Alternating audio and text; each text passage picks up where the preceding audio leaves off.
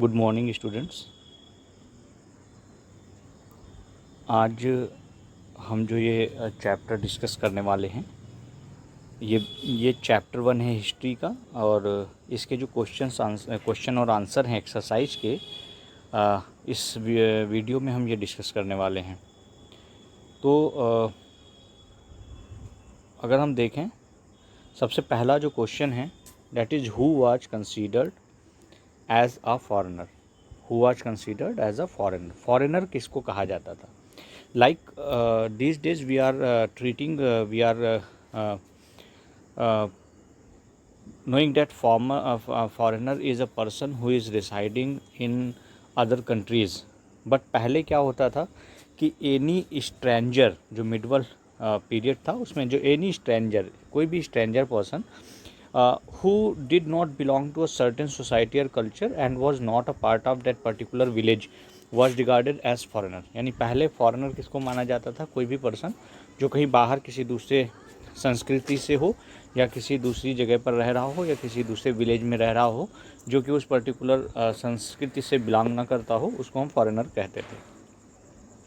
Next question इसी का हम है, for example a city dweller therefore might have regarded a forest dweller as a foreigner। City में जो लोग रहते थे उनके लिए, जो जंगल के साइड में जो लोग रहने वाले थे वो उनके लिए फॉरेनर थे।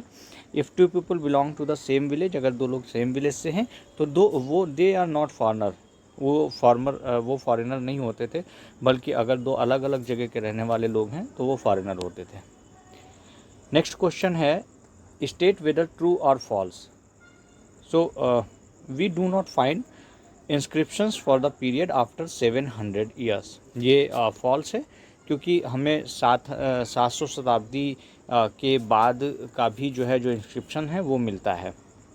नेक्स्ट क्वेश्चन है, the Marathas asserted their political importance during this period.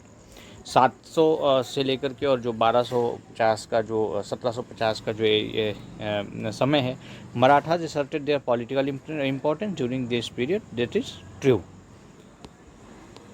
Next question है हमारा,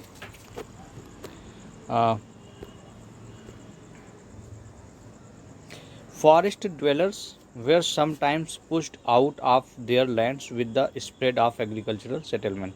जो फॉरेस्ट में रहने वाले, जो जंगल में रहने वाले लोग होते थे, वो कुछ समय के लिए जो है वो बाहर भी रहते थे। ये जो है ये ट्रू है।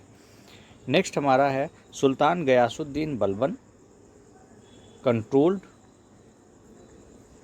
असम, मणिपुर एंड कश्मीर। ये फॉल्स है, ये सही नहीं है।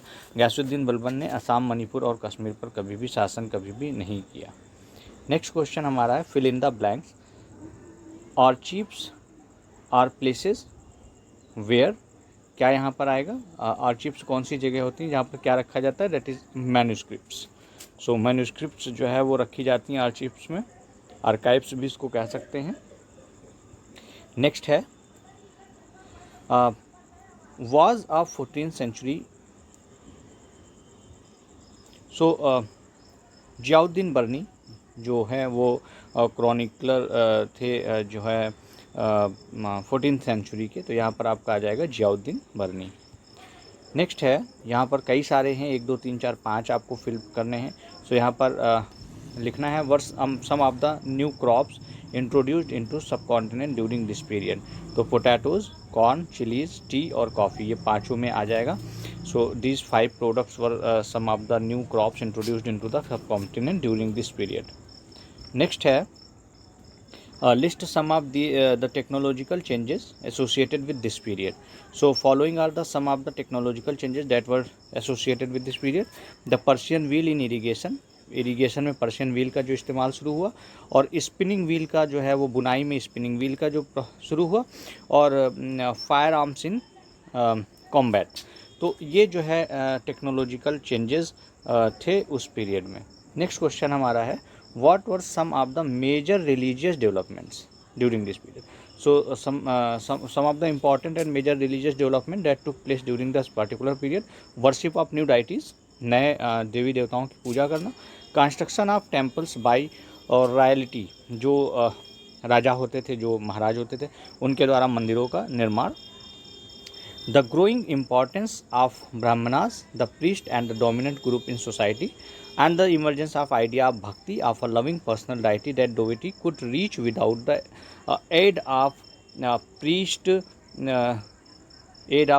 priest और elaborate रिचुअल्स। तो ये कुछ जो है वो चेंजेस थे जो उस पीरियड में हुए। नए देवी देवताओं की पूजा, महाराजाओं द्वारा मंदिरों का निर्माण और इम्पॉर्टेंस जो है, ग्रोइंग इम्पॉर्टेंस ऑफ ब्राह्मण्स और आइडिया ऑफ भक्ति। Next, the appearance of many new religion occurred during this period. During the 17th century, the merchants and the migrants introduced the teaching of the Holy Quran in India. Quran का, पवित्र कुरान का अवतरण भी इसी समय जो है वो माना जाता है। मतलब जो माइग्रेंट्स थे उन्होंने उसकी जो टीचिंग्स थी, जो शिक्षाएं थी कुरान की, उनको उनके बारे में बताना शुरू किया। नेक्स्ट क्वेश्चन है हमारा, in what ways the meaning of the term Hindustan change over the centuries, शताब्दी के साथ साथ कैसे हिंदुस्तान शब्द का अर्थ बदला है। So the meaning of the term Hindustan has eventually changed over the past centuries. Today the term Hindustan is referred to denote India. But during the 13th century the term was used by the Minhaj Siraj, a counselor, in a political sense of land that belonged to the Delhi Sultan. पहले जो है जो हिंदुस्तान शब्द हुआ करता था उससे मतलब ये होता था कि दिल्ली सल्तनत के अंडर जितना भी एरिया है वो पूरा हिंदुस्तान का पार्ट है। During the 14th century, the term Hind was used by Amir Khusro to refer the culture and people of the Indus River. Indus River के आसपास रहने वाले जो लोग थे उनका कल्चर को बताने के लिए अमीर खुसरो ने जो है वो सबसे पहले हिंद शब्द का प्रयोग 14th सेंचुरी में किया। Whereas during the earlier 16th century, Babur used the term Hindustan to describe the culture, geography and fauna of the inhabitants of the subcontinent. ठीक है, तो जो बाबर है उन्होंने 16th शताब्दी में जो है 16th जो है वो सेंचुरी में 16वीं शताब्दी में हिंदुस्तान शब्द का उपयोग जो है वो जो सब कॉन्टिनेंट था उसके फ्लोरा, फाउना, ज्योग्राफी और कल्चर बताने के लिए किया। नेक्स्ट क्वेश्चन है, how were the affairs of jatis regulated. So during this period several social and economic differences emerged among the people, which led to introduction of jatis or subcaste, where people were ranked on the basis of their occupation and background. जो लोग होते थे उनके पेशे के आधार पर, उनके background के आधार पर उनको जो है वो डिवीज़न उनका किया जाता था। The affairs of जातिज were regulated by an assembly of elders known as जाति पंचायत in some areas. कुछ जगह पर जाति पंचायत भी होती थी जो इन चीज़ों को डिसाइड करती थी। And the जातिज were required to follow the rules of their village which were governed by a captain. तो जो उस गांव के जो लोग होते थे उनको जो जातियों में डिवाइड किया जाता था उन लोगों को वहाँ पर उसको फॉलो करना पड़ता था, रूल्स रेगुलेशंस जो बनाए जाते थे।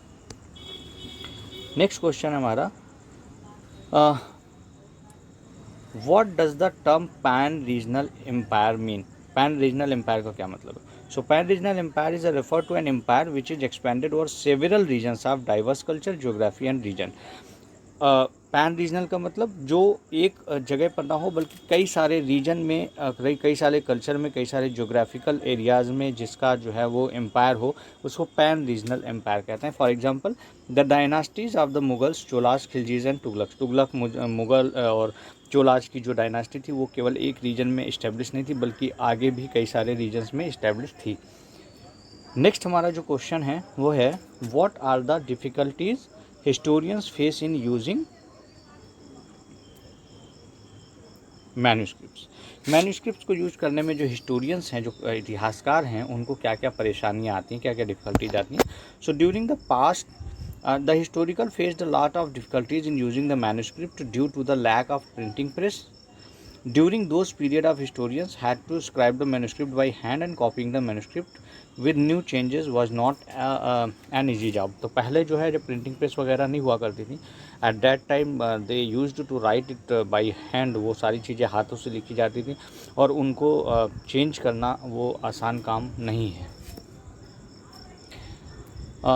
Small differences and mistakes grew over the centuries of copying until manuscript of the same text becomes substantially different from the another. As a result, we rarely find the original manuscript of the author. Today. तो जो manuscript होती थी वो normally हाथों से लिखी जाती थी, और उनको जब कॉपी की जाती तो जितनी बार वो कॉपी होती थी उतनी बार उसमें कुछ ना कुछ जो है वो चेंजेस आ जाते थे। तो इसलिए ओरिजिनल स्क्रिप्ट जो है धीरे धीरे वो चली जाती थी, और जो उसकी कॉपी होती रहती थी वो मिलती थी। तो उसमें कुछ कुछ चेंजेस रहते हैं जिसके वजह से इतिहास में थोड़ा बहुत बदलाव जो है वो संभव है। Thank you so much. ये क्वेश्चंस आंसर हैं इसके जो जो आपके एक्सरसाइज में दिए हुए हैं। होप आपको ये चीज़ें समझ में आ गई होंगी। Thank you.